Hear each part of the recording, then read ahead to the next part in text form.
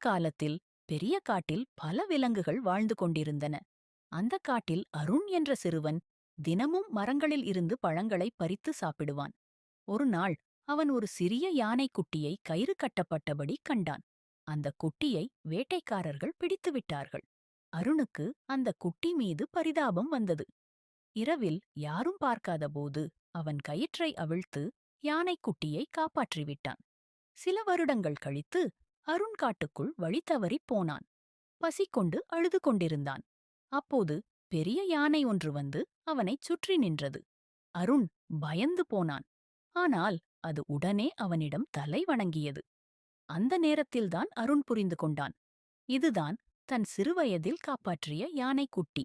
அது அவனை தனது முதுகில் ஏற்றிக்கொண்டு கிராமத்துக்கு பாதுகாப்பாக கொண்டு சென்றது. கதையின் நல்லுணர்வு: நல்லதைச் செய்தால் அது ஒரு நாள் நமக்கு நிச்சயம் திரும்பி வரும்.